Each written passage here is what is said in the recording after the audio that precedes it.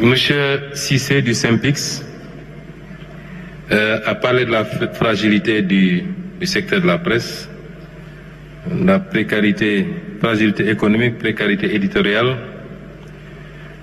Quelle réforme du modèle?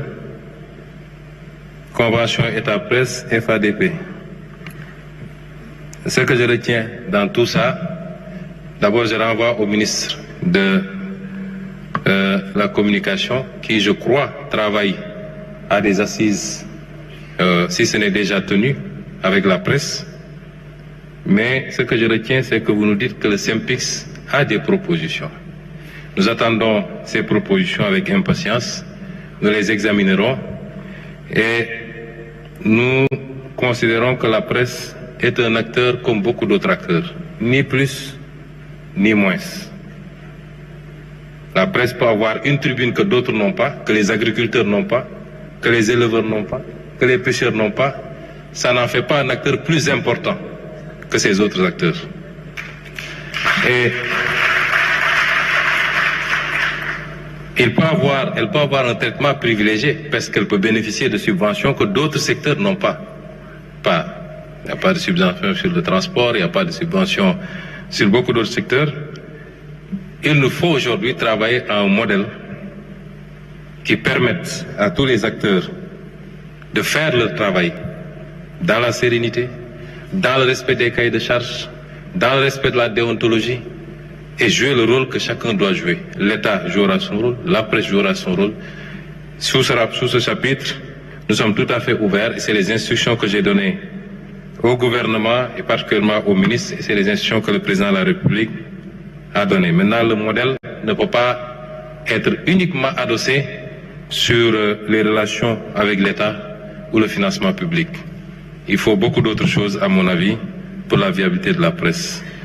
Je rends hommage à tous ces journalistes qui font correctement leur travail, qui sont professionnels, qui respectent la déontologie. Je leur rends hommage parce qu'il y en a, et fort heureusement. M. Amadou Seck a parlé de la place importante de l'industrie dans l'agenda. Je salue l'initiative du CIS Agra dans le domaine de l'ensilage, des œufs à couver, des formes modernes de vaches laitières et des infrastructures de stockage. Mais l'industrie est au cœur. C'est la première préoccupation. Vous ne pouvez pas réussir une politique dans le secteur primaire si par ailleurs vous ne parvenez pas à l'absorber par la transformation. L'industrie est fondamentale. Et il y a peut-être un mois, Monsieur le ministre de l'Industrie a présenté un plan de développement industriel en Conseil des ministres. Un plan très ambitieux, avec des secteurs clés sur la transformation. L'industrie de transformation des phosphates, métallurgie, sidérurgie, l'industrie halieutique, ainsi de suite. C'est un plan très ambitieux et c'est pourquoi j'ai dit que les retombées de ce plan de redressement seront partiellement orientées vers cela. Accompagner nos industriels qui ne peuvent pas aujourd'hui, s'ils ne sont pas protégés, c'est pourquoi les réformes législatives sont importantes, ne peuvent pas compétir face à un industriel chinois, japonais, français, allemand, c'est pas possible. Il faut de la protection. Il faut de l'accompagnement, il faut de la facilitation à l'accès au financement. Il faut aussi, dans le cadre des partenariats, souvent nous nous déplaçons, il y a beaucoup de retombées. Aujourd'hui, nous avons énormément d'appétit manifesté par des boîtes chinoises après notre visite là-bas. Les visites du président de la République, c'est la même chose. Mais nous essayons d'encadrer en poussant à un partenariat, à des jointes ventures avec nos industriels. Ça vaut également pour le domaine du BTP, qui est une forme d'industrie, transfert de technologie, joint venture, etc. Maintenant, le souci, c'est que, d'habitude, notre secteur local n'a pas les épaules suffisamment larges pour pouvoir gérer tout seul des chantiers d'une certaine envergure.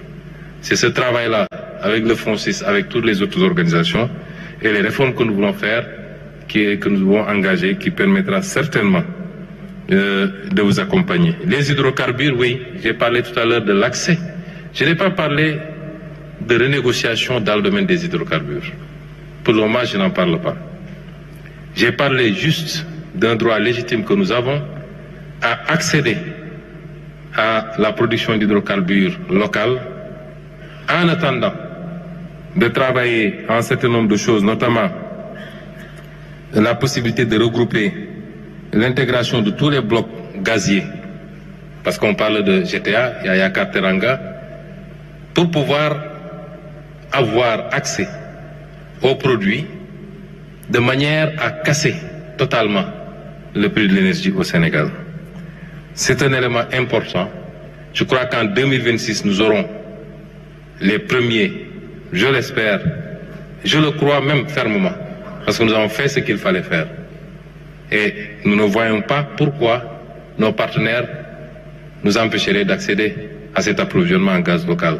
L'objectif principal, c'est de renforcer le gaz to power, le gaz to industry, comme dit le ministère de l'Industrie, mais également l'énergie domestique, de réduire le coût de l'énergie des ménages. Maintenant, nous avons beaucoup d'autres, notamment la mise en place progressive du réseau gazier sénégalais à partir de 2027. Ça a beaucoup contribué à alléger la charge pour les industriels. J'ai parlé de l'accès à l'énergie solaire. Il y a l'accélération du projet SAR 2.0 qui va impacter très positivement, et la contractualisation avec l'État sur des durées beaucoup plus longues. C'est autant de choses que nous voulons faire pour accompagner les champions locaux, qui doivent avoir d'abord une préférence, la préférence sur le marché local, la préférence par rapport à d'autres producteurs qui sont étrangers. Monsieur Ndir des BTP, il parle de... J'ai répondu partiellement parce que, vous savez, moi, j'essaie d'être cohérent. Quand j'étais opposant, je me disais, d'accord, sur des segments où notre secteur privé n'a pas la technologie, où n'a pas les capacités financières, il nous faut trouver le moyen de faire venir des investisseurs. Mais comment faire pour que ça se fasse avec notre secteur privé?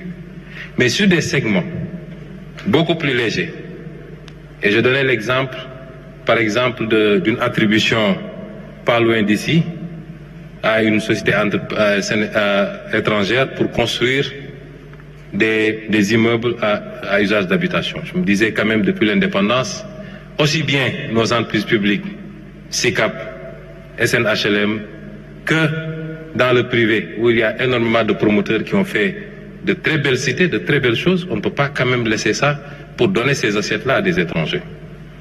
Mais s'il faut aller rapidement,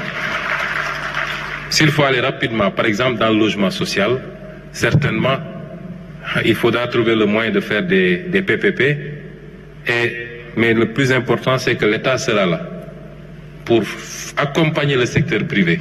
Quand j'étais en Chine, il y avait le secteur privé sénégalais qui était là-bas. Beaucoup de conventions ont été signées sous forme de partenariat privé-privé, de joint venture.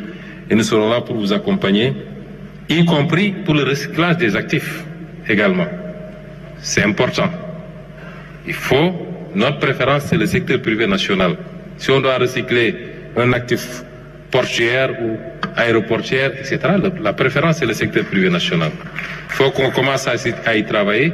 Si vous n'avez pas les capacités, que vous puissiez, y compris même dans le secteur financier privé, que je n'ai pas voulu développer dans ces slides-là.